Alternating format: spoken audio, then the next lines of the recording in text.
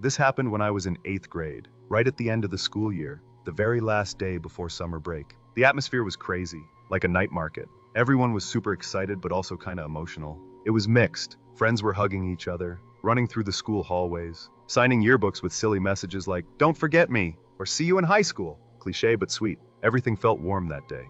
Everyone looked happy, though secretly many of us were sad too. Last time seeing certain teachers, last time sitting at the same desk every morning. I remember bringing a purple marker that day, and everyone kept borrowing it until it mysteriously disappeared. My school was huge, like really huge. Thousands of students. To manage yearbook signings, teachers had this system where books would circulate through different classrooms. So your yearbook could end up with anyone, even kids you didn't know could write in it, which wasn't exactly safe, because anyone could write anything. Teachers tried to monitor, but they couldn't catch everything. I knew some kids wrote mean messages to people they disliked. Someone crossed out an ex's name in big letters. Another drew middle fingers on a classmate's page. Super childish. But hey, middle schoolers. That was their peak rebellion. When the yearbook finally made its way back to me, I sat alone in the classroom and immediately flipped through it, just curious to see who wrote what. Most messages were heartwarming. Lots of "you're so funny," "keep being awesome," or "we should hang out this summer." I was smiling to myself until one page made me freeze. At the bottom, beneath a photo of someone I'd never seen before, was a message. His name was Samuel Robinson III. Sounded like British royalty or something. And his note, it was chillingly brief. Just one line that made my stomach drop. "Hags. I'll see you again." I stared motionless for several seconds. My eyes couldn't leave those words. I opened the photo page wider. Studying his face, I genuinely didn't know him. Not just unfamiliar. I'd never seen this person before. I knew everyone in my class, even most kids in our grade. But him? Who was he? And why write something like that? Why say he'd see me again? What did that even mean? I tried to think positively. Maybe he was a new student who only attended briefly before transferring. Or maybe he got the wrong person, the wrong yearbook. Or just trying to be funny. But still, I couldn't shake this weird feeling. Like something was off. Since it was already late, school was over, everyone had gone home, I just closed the book and stuffed it in my bag. I walked to the bus stop with Kevin, pretending to be casual even though it kept nagging at me. Back then, I thought I shouldn't make a big deal out of it. I thought I'd forget about it in a day or two. Turns out I was completely wrong.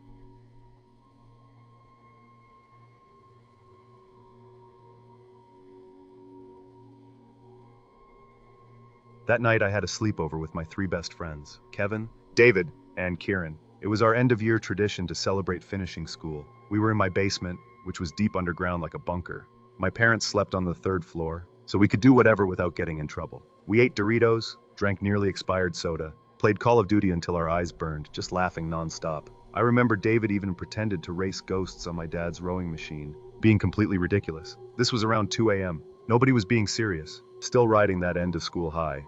Then suddenly, a knock, loud, but slow, like someone was rapping on the storm door outside. Everything stopped, completely stopped, like a movie suddenly paused. We all just stared at each other. That storm door led outside from the basement, a small door to the backyard. Nobody ever knocks there, especially not at this hour. It made no sense. If someone was looking for us, why not use the front door? Why the basement?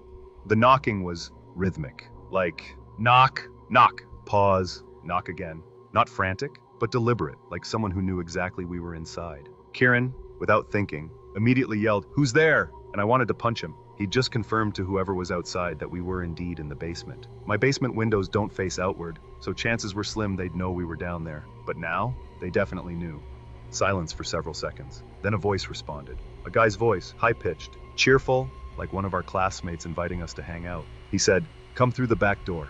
And that, I don't know why, but it made my hair stand up. Because that voice was too casual, too perfect. Like he knew we were having fun and wanted to join in. My friends actually got excited. They were like, "Hey, who's that? Let's check it out." And I clearly didn't want to, but with them being loud and pushy, I had no choice. I crept upstairs slowly, my heart pounding like a concert drum, beating crazy fast. I peeked toward the back door. There was a narrow window beside it. From there, I could see part of the dimly lit backyard. And I saw him, standing under the weak glow of the backyard light. His face was shadowy, but clear enough to make me freeze instantly. I knew it was him. That same face from the yearbook page. Samuel Robinson, the kid who wrote that weird message. He just stood there, unmoving, staring directly at the window. His eyes didn't blink. I immediately grabbed Kevin's hand as he reached for the doorknob. "I know who that is," I said. They all asked, "Who?" And I quickly explained about the yearbook, the strange message, how I'd never seen him before. Their expressions changed instantly. No more excitement. Kieran looked nervous. David suggested, maybe he has the wrong house? I just shook my head. No. He wrote he'd see me again. Those were his exact words. Samuel was still outside, still staring. Then he moved, pointing toward the side of the house like he wanted me to go to the kitchen window, like he knew that window could open slightly. I hesitated, but also feared ignoring him might make him angry. So I went to the kitchen, cracked open that small window just a sliver. The night air rushed in, making everything feel eerie. My friends followed silently behind me, not saying a word. Samuel walked slowly toward the window, and when he reached it, he smiled. "Oh, so you got my message," he said. His voice was calm, too calm. Then he said his full name, told me he'd been watching me from afar, said we could be good friends if I wasn't so stuck up. I just nodded along, though inside I desperately wanted to slam the window shut and run to the attic. I asked quietly, "How did you get my address?" He went silent, didn't answer, face completely blank. Before I could ask again, David suddenly shouted from behind me, "You freak stalker, get lost!" And everything changed. The moment David said that, everything just shattered. Samuel's expression transformed instantly. 1 second he was smiling, calm, like a confused guy trying to make friends. Now his eyes bulged wide, lips curled back, head tilting slowly like he couldn't comprehend being spoken to that way. But the next instant, he changed. His face twisted into something I'll never forget. Pure hatred, eyes stretching unnaturally, neck veins popping as he started screaming. Not normal anger, like he'd been bottling this up for years. He screamed that he hated my friends, called us all fake, hypocrites, saying we should die one by one. He named my ex, revealed private things I'd never told anyone. I have no idea how he knew. He said my mom's first name. Knew about my childhood asthma. None of it made sense. The window glass vibrated from his voice as he kept listing secrets, each one more impossible than the last. Then suddenly he lunged at the window and yanked the bottom frame, trying to force it open. I instinctively shoved against the glass and slammed it down, locking it tight. His fingers got caught slightly, but he didn't stop. He started pounding on the window. His face pressed so close to the glass his breath fogged it up, making these animal sounds, not human anymore. Snarling, hissing, unblinking eyes. His hands kept smashing against the glass like he wanted to shatter it. Kevin immediately pulled me back while David screamed for my dad. We all retreated just as footsteps thundered from upstairs. My parents came rushing down, confused by our screaming. When they looked at the window, Samuel was gone, vanished. My dad ran outside in just his underwear, reckless, searching the backyard, but there was nobody. He'd disappeared into the night. I explained everything to my parents as fast as I could, still gasping for air. They listened seriously, but weirdly, they didn't call the police. They just said we should calm down, that they'd handle it with the school in the morning. Said maybe the kid had problems, and they didn't want to jump to accusations. The next day they contacted the school, and that's when things got even stranger. The teacher said Samuel had been expelled weeks before the last day of school. There was some incident, but they wouldn't give details. The craziest part? His photo was still in the yearbook because it had been printed before his expulsion. Meaning, he snuck into school that day, just to write that message in my book. He wasn't supposed to be there. No ID, no permission, yet somehow he got in and knew exactly where to find my yearbook. We asked the school to help find his parents' address, but came up empty. No valid records? It was like they never even lived in this town. No one knew where they moved. No working numbers. No recent archives. Gone. The school tried covering it up, claiming everything was under control, but I knew they were scared too. What kept me awake nights afterward wasn't just that he came to my house that night. It was realizing one thing: he knew my address. He knew who I was, and I had no idea how he knew any of it. I never told him, never spoke to him, never even mentioned my address to anyone at school.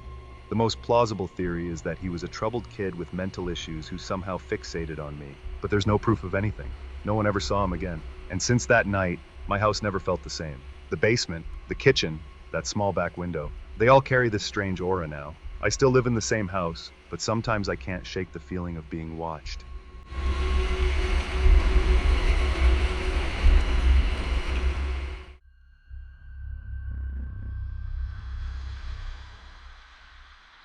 This happened right after finals ended, last day of classes. No more exams or assignments, just waiting for graduation in a few days. Our campus had this tradition where seniors would gather at the clock tower at night to celebrate. Not an official event, but everyone knew that night belonged to the seniors. Bringing drinks, blasting music, getting wasted, shouting, taking photos, that kind of chaotic celebration. That night was packed, maybe over 1,000 people. I was with 5 friends, but the important one for this story is Garrett. He was that type of guy who took pride in scaring people, loved trash talk, enjoyed fights, big gym rat who always needed to prove he was the craziest one. We'd been friends for years, so I knew how he operated. Sometimes exhausting, sometimes hilarious, depending on his mood. After 10 p.m., we decided to head back. We lived off campus, so we had to walk through part of the city. And since it was late, we started seeing questionable people on the streets. Our town had plenty of homeless folks, some clearly high, talking to themselves or swaying as they walked. They usually didn't bother anyone, but that night we encountered someone different. As we were crossing the street, this guy appeared out of nowhere, planting himself right in the middle of the crosswalk. Filthy face, matted hair, torn clothes. He wasn't still, he started screaming, but it was incoherent. Like a high-pitched but forced voice, like someone raging at a wall. We all instinctively tried to detour around him, but Garrett stopped dead in his tracks. Garrett turned around and immediately confronted him. "Get out of the way! Psycho!" he shouted, then even louder. "Stop bothering people!" The guy suddenly snapped back, getting angrier. He stepped forward, pointing wildly at our group. The tension skyrocketed. I tried pulling Garrett back, but he shoved my hand away. Then suddenly he charged at the guy, screaming, "Hey! What the hell you want?" The homeless guy panicked, stumbling backward before running to the sidewalk. Garrett burst into hysterical laughter like he'd won something. "See that? Scared the shit out of him," he bragged. We all stayed silent, unsure whether to laugh or scold him. I mean, sure, the guy was disturbing, but Garrett's reaction escalated everything. We kept walking, pretending everything was cool but staying alert. We thought, well, maybe it was over now.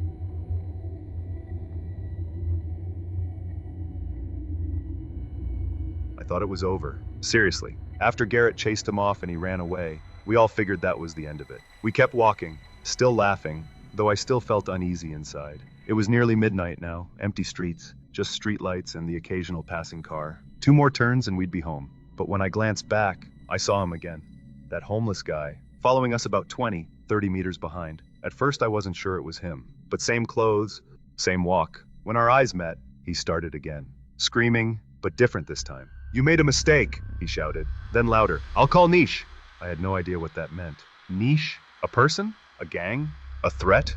I immediately told my friends, "Don't lead him to our house." They all agreed. We didn't want this guy knowing where we lived. But Garrett couldn't help himself. He just grinned and walked faster, practically showing the guy which way we were going. While we were still figuring out what to do, he suddenly took off running again. Seriously, full sprint toward the guy for the second time. The homeless man bolted even faster than before, like a wild animal being chased. Garrett came back laughing like a kid who just scared birds from the yard. He thought it was hilarious, thought he was cool, and honestly, we all felt relieved, thinking, okay, he's definitely gone for good now. We finally got home, a small rented 2-story house with a narrow backyard. We went inside and immediately resumed the party. More drinks, loud music, dumb jokes like usual. Nobody seemed to remember the homeless guy anymore. Everyone was already wasted, some slumped on the couch, others dancing alone. Total chaos, but safe chaos. I was starting to feel that alcohol haze when my food delivery arrived. DoorDash, fried chicken and fries. I opened the front door, grabbed the food, then turned to put it on the porch table when I saw it. The side gate was open. That little gate we always kept tied with rope, now swung wide open. I stood frozen for several seconds, because I was absolutely certain we'd tied that gate. It couldn't have opened by itself, not from wind. That was a rope latch. Someone had to manually undo it. And in that moment, I knew he hadn't left. I should have called my friends immediately. Should have screamed or run inside shouting, "The gate's open!" But instead, I walked slowly around the side of the house toward the backyard, still clutching the food bag, my thoughts completely blurred. Like part of me thought, no way, but my body kept moving forward. Our backyard was pitch black. Only a single flickering bulb near the shed provided any light. The ground was uneven, overgrown weeds, an old bench in the corner. As I turned the corner, barely stepping into that space, something suddenly looped around my neck from behind. A rope, rough, tight. I couldn't react, couldn't see anything. My body instinctively gasped for air that wouldn't come. I tried punching backward, legs kicking wildly at the air. All I felt was burning pain around my neck, like my skin was being sawed by wire. I twisted my body, but he was stronger, kept pulling tighter. My head spun, vision blurring. Just as I thought, okay, this is it. My foot finally made contact with his leg. I pushed with all my strength. We crashed down hard. The impact knocked some air back into my lungs. He was still on top of me, still trying to choke me, but now with his bare hands. Then he started scratching my face. His nails were long, sharp, like they hadn't been cut in ages. I felt blood trickling down my cheek, the sting immediate. Panicking, I threw wild punches, shoved at his face, kicked his stomach, until finally he staggered back. He just ran, like that, disappeared behind the fence. All I could do was sit there on the ground, gasping, my face burning, neck still raw like a fresh burn. I stumbled inside, slammed the door, and everyone jumped. They saw my bloody face, my trembling hands. I couldn't speak a single word. They took me to the hospital. Nothing too serious, no stitches needed, but my face was badly scraped, and the doctor gave me a series of shots in case he carried diseases. The police came, but, well, you can guess. No CCTV, no witnesses. And since I was moving out of town in a week, there wasn't much they could do. The most frustrating part? All my graduation photos showed the scars on my cheek. Seriously, my face was a mess. Looking back now, it might seem funny, but back then, I was furious, terrified, disgusted with myself for being so reckless. Garrett? He felt awful. Actually stayed quiet for 2 days straight. Even bought me meals and apologized. But what's done is done. And ever since, whenever I see a rope or an open gate, that sick feeling comes rushing back. I don't know who he was or why he did it, but one thing's clear. He knew us, and he knew exactly where to find us.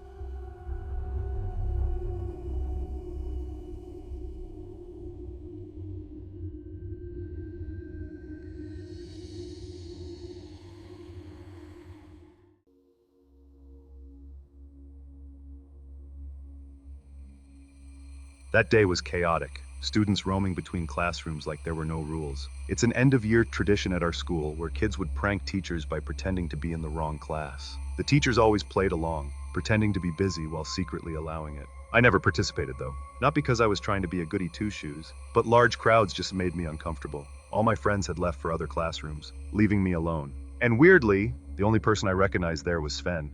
Sven had always been odd, quiet, never talked to anyone, always sat in the back corner. But that day, he was different. Not just quiet, visibly agitated. His right leg kept bouncing like he was holding something back, and his eyes darted around constantly. I couldn't tell if he was watching me specifically, but he was definitely observing everyone. What made it worse? I didn't recognize half the kids in that room. Seriously, all unfamiliar faces. We were the same grade. I should have seen them in halls, the cafeteria, anywhere. But these were complete strangers, like they didn't belong here.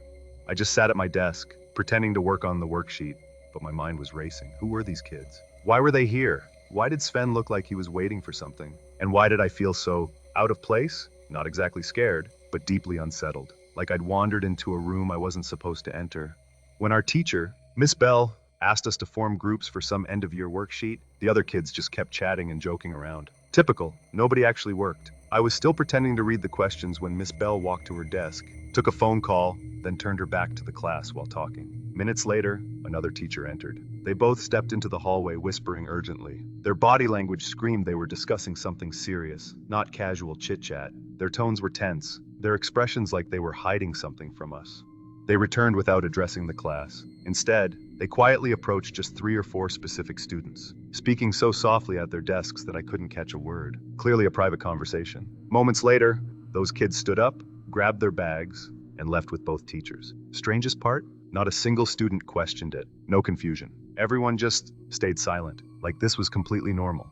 I sat there stunned, feeling increasingly uneasy, when suddenly, the fire alarm blared. Everyone jumped, but Miss Bell immediately lined us up to evacuate like she'd expected it. I followed others to the backfield where we usually gathered for drills. There, I reunited with my homeroom friends, and everything briefly felt normal again.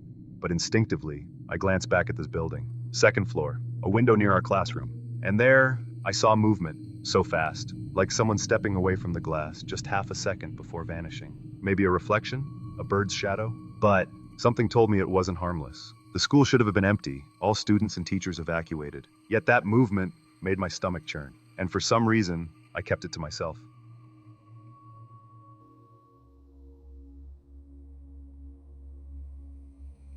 The fire alarm hadn't even stopped when distant sirens began wailing, getting louder, closer. Then police cars started arriving, not 1 or 2, but a whole convoy. What sent chills down my spine? Officers immediately stormed into the building without waiting for explanations. Teachers ordered us to stay calm, remain on the field, and not move. No one told us what was happening. The atmosphere turned thick with tension. Friends whispered theories. Maybe it's a drill? But the cops' urgency screamed this was real. Hours later, an abrupt announcement. School was dismissed early. Everyone needed pickup. No buses. We were ordered to call our parents. Still, no explanations. Information trickled in sideways, from whispers. Parents, teachers. I only learned the full story that night, sitting with Mom while she cooked instant noodles. The school admitted unregistered students had infiltrated the building. Somehow, rumor spread they'd brought tools to harm something. Some claimed they planned to start a fire. Others insisted they were hunting someone. No one knew who they were, or why they chose our school. But those strangers in class? The ones Sven watched? We never saw them leave.